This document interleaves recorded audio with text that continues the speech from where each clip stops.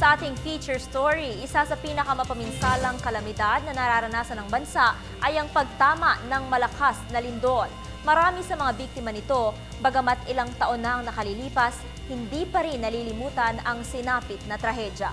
Balitaan mo kami, Joseph Parafina. Biro ang pinagdadaanan ngayon ng mga biktima ng lindol sa lalawigan ng Bohol. Ito ang pahayag ni Ginang Sonia Roco, asawa ng dating senador na si Raul Roco. Isa si Sonia sa mga natabunan ng gumuho ang Hyatt Hotel sa Baguio noong lumindol doon noong 1990. Tumagal lang may 2 araw sa ilalim ng gumuhong gusali si Ma'am Sonia, bagay na kailanman ay di niya malilimutan sa kanyang buhay. Kaya kung takot ang pag-uusapan tulad ng mga taga-Bohol at Cebu, ganito rin ang kanyang nararamdaman noon. Alam ko malakas yun. Kasi 7.8 yung sa Baguio, malakas. At saka yung sinasabi nila walang tigil hanggang ngayon. Ganun din doon, walang tigil. Yun tuloy-tuloy doon. Eh dito may tumitigil pero bumabalik. Kaya masyado din natotrauma yung mga tao. Matatanda na dumadalo lamang si Ginang Sonia Roco ng isang seminar noon na maganap ang di inaasahang pangyayari, ang lindol.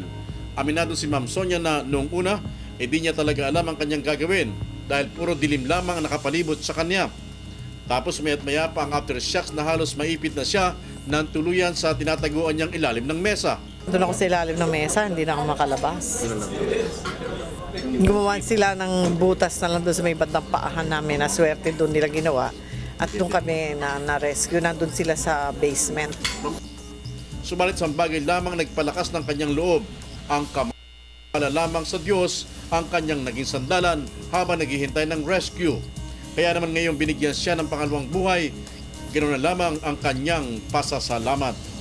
May sinasabi siguro ang Diyos sa atin, lalo nating palalimin ang ating pananampalataya at paniniwala na tayo'y aahon at bibiyayaan tayo. Pagpapalain tayo ng Diyos.